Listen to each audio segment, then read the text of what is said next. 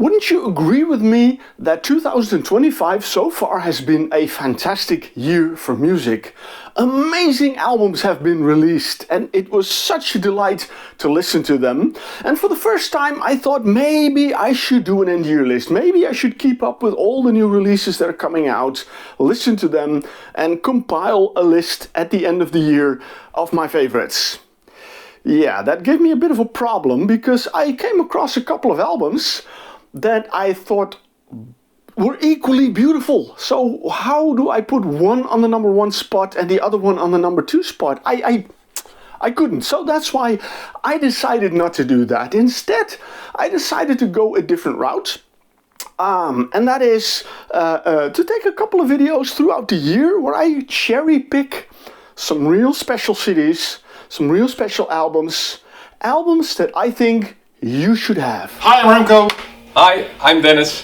We're from the Aurora project and you're watching LiveProg. Hey there, welcome to LiveProg. I am Marcel Huster and a bit of a special video. As you know, I don't really do reviews anymore. I moved towards doing interviews because I kind of like that a little bit better. To talk with musicians about their music, about the albums they released, and to find the stories behind the music and share them with you, the viewers. So that's why I don't really do reviews anymore, but at the same time, you know, sometimes you get albums that come across and it's like, oh, I really want to talk about that, but I don't feel that I can talk about music on camera anymore as good as I used to. I don't know why that is, but nevertheless, I am going to make an attempt because, as I said, I have 3 albums, 3 cherries on top of the cake that I think are so amazing you really should have them. And those are these 3 albums, and as you can see, the first one is Shells by Everon,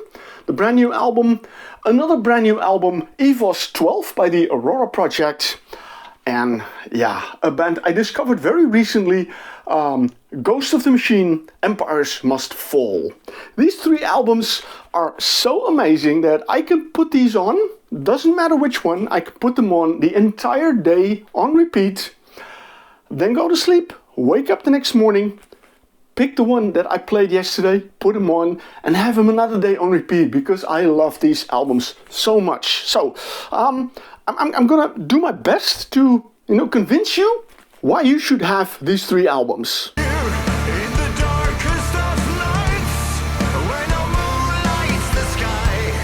I discovered Everon back in the early 90s, around the time that I discovered progressive rock, or at least the thing we call progressive rock by now. We call it sympho or symphonic rock back then. It's strange how that changed. But then again, as you can see, my collection, and I have Shells on vinyl as well. I mean, this is the first time we have an Everon album on vinyl, so I figured I gotta have it. There's one album missing from my collection, and that is the album Flesh, the companion to Bridge. But I'm expecting that shortly, so then the collection will be complete. Now, looking at Shells, this is the first album the band has released in 16 years. Now, I told you I'm doing interviews. It's no surprise that all of these 3 bands that I'm presenting in this video, I did interviews with them. One of the things that struck me in the interview with Oliver Phillips from Everon is that he said that he had no idea people were waiting for a new Everon album. I was like, okay, man, we were waiting. I really thought, it's a past station. They moved on doing other things. But it happened, and watch the interview if you're curious about how this album came to be, because Oliver tells it and he's a great storyteller.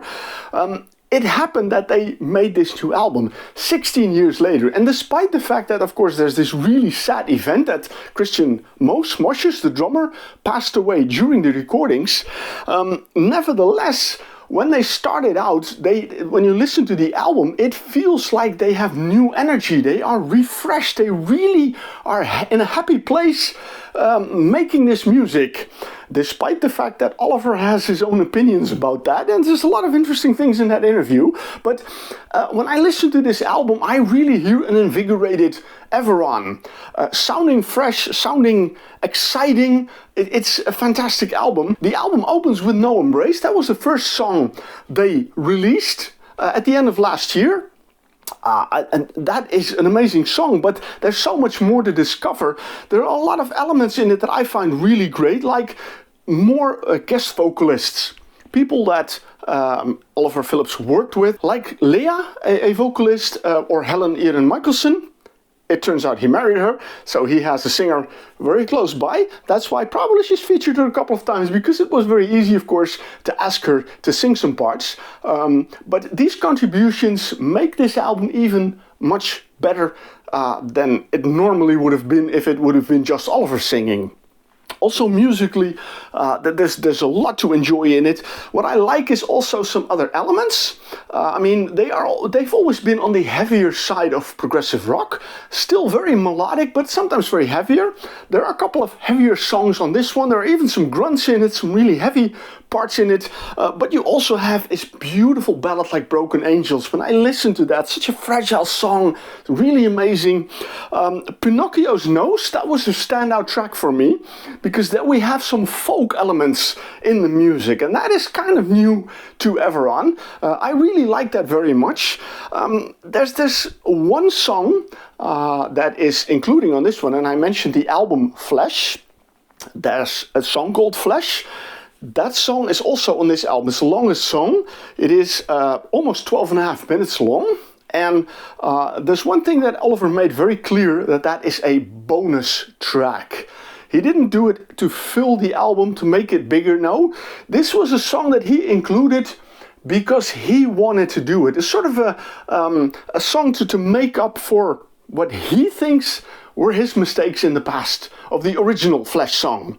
It's interesting to hear that story again in the interview, but the version on this album is really beautiful, and the orchestrations, it sounds grand. That is what I love about Everon. But yeah, altogether, I've been listening to this album for, a lot, and I'm really happy they're back.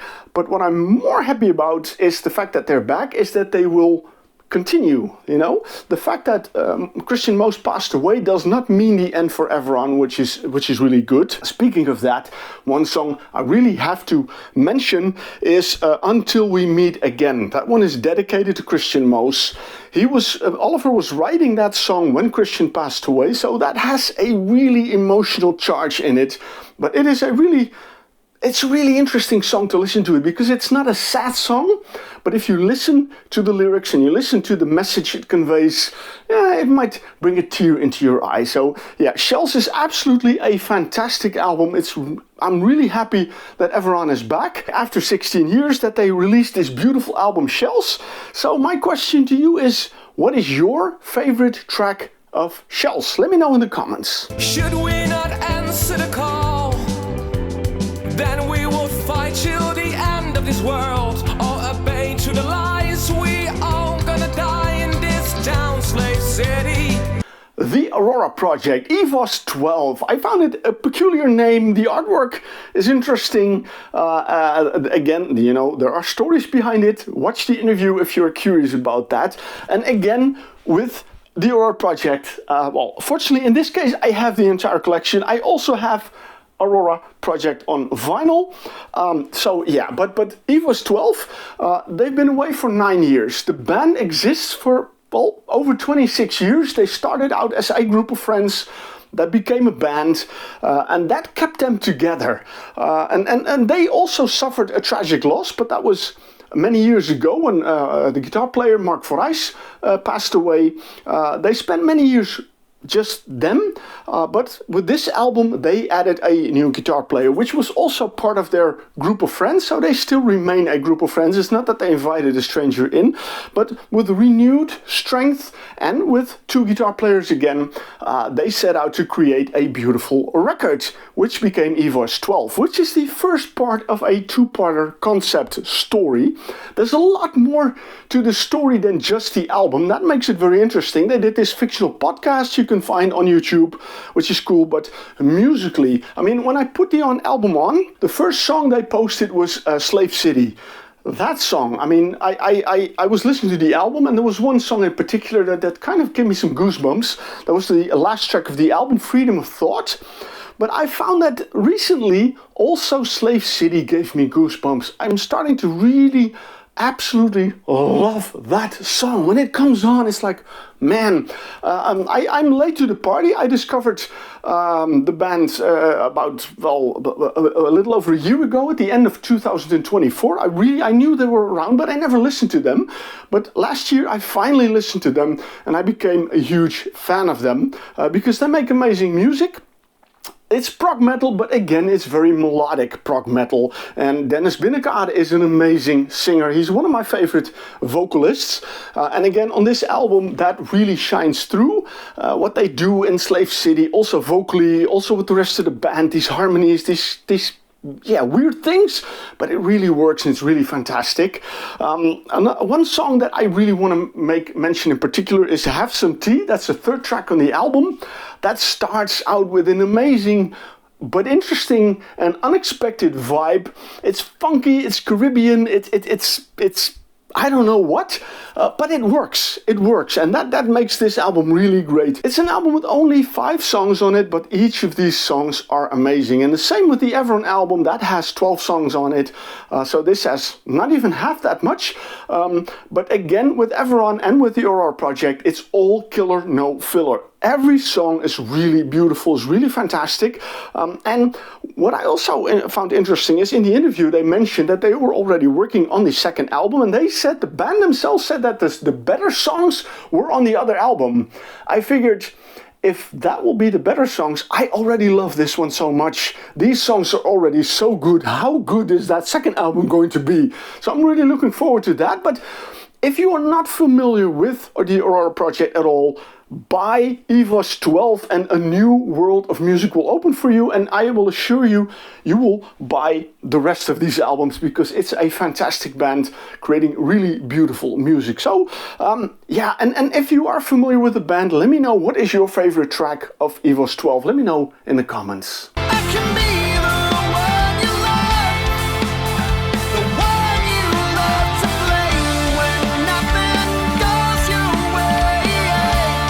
One band that I don't really have much more than this one is Ghost of the Machine. Empires Must Fall is their second album, which was released in March of this year. And I was not familiar with Ghost of the Machine until I think somewhere at the end of 2024. Then I started to pick up some things about this band and I started to listen to it and I was like, whoa, this is good. That's why I reached out to the band, did an interview with Charlie Brambold, became an even bigger fan of the band, and finally have the album, which is absolutely awesome. Charlie was kind enough to make sure that I got a copy of the album, which took quite a trip. For some reason, postal services in Europe tend to be a big mess. I noticed that, that's why I had to wait a long time, but it was worth the wait. Also, this one it's 6 tracks, but 6 really, really, really beautiful tracks. This is a phenomenal album. This is one of my biggest surprises this year, but I will say that there have been quite a few so far musical surprises in it, and there will be more videos about that as well. But from start to finish, I love this album. At the same time, I will say there are a few standout tracks in here. When I was listening to the album, and I came at the end of the album, the final track, the closing of the story, a story which started with their first album, Scissor Games, and that's called After the War. Wow, that is such a beautiful song. It's like, I'm blown away by it. Whenever that song comes along, I really crank up the volume because that is so good. It's the emotions that are in that song are so fantastic. But in a Facebook group, someone mentioned, like, what is your favorite track of the album? And initially I would say, After the War. But then I started to listen more to the album, and I figured, the one that is track number 5, wow, that is a beautiful song as well. Again, the message in it, the way it's sung, the music in it is so beautiful. A song that has some links to our current world, by the way, if you want to read that into it, but very interesting. That one is also very beautiful. And then you have Panopticon. Interesting name, but again, that is also a brilliant song. So I figured, that's only 3 of the 6 songs. And what about the other 3? And I was listening to the other songs, The Days That Never Were. Yeah, that's also a very good song. I also kind of like that. Yeah, and Fall Through Time, track number 4. Yeah, that's also very beautiful. And Keeper of the Light, the opening track, very upbeat, very up-tempo. Yeah, I like all of them. I can't choose. I really can't choose. So I have a difficult question for you in a minute. You'll know that. But musically also, it brings back that neo-prog feeling that I had when I discovered this music back in 1993. The same kind of vibe I find in here, and that is of course a lot to do with the lush keyboards and everything. It's a much more modern sound, and it's not, a copy of the old neo-prog. It's really a more modern sound. It's an amazing sound. Also the guitars, the whole rhythm section. Everything is perfect on this band. Everything. I'm really blown away by this. So yeah, that is all I can say about this. You won't get anything more sensible out of me about this album, because again, and that's the reason why I don't do these reviews anymore, because I find it very hard to put into words the reasons why I like this album, or why I like a album, not just this one, any one, because these days, for me, it's an emotional connection with the music. I made a very strong emotional connection with the music, but not just this one. Let me bring up the other ones as well. With Everon and with the Aurora project as well. These 3 albums, if you've seen Avatar, the very first Avatar movie, where he has to ride this horse kind of thing, and he has to take his hair and make this connection with the animal. There are a couple of these things in there. That is kind of the connection that I make with these albums. That strong connection. So it's not that I can make them do whatever I want. That it doesn't go that far, but there's a really strong connection. And I'm forgetting it. I'm too excited about it. But of course, I am curious. It's a tough one. For me, it's a tough one. I can't say which one, but if you have listened to this album, what is your favorite track? Let me know in the comments. So yeah, 3 fantastic albums. I really think you should have them. And if you think, I'm a bit worried, I need to listen first, well, there's this fantastic thing called Bandcamp. You can go to Bandcamp, you can listen to all these albums. I put links in the description. You can listen to these albums. If you like them, please support the band and buy the CD. That's the only way to support them. Streaming an album does not support any musician at all. They don't get any money from that. But you buy an album, that's what they get some money from, and that will help them to keep going and of course make some new music. So yeah, that's it. That's what I wanted to share. 3 albums that I think you must have. Let me know in the comments, do you agree with it, or do you have different thoughts? And what album do you think I should have? That will be an interesting one. Yeah, so put that in the comments as well. And for now, I say thank you for watching. See you with the next video.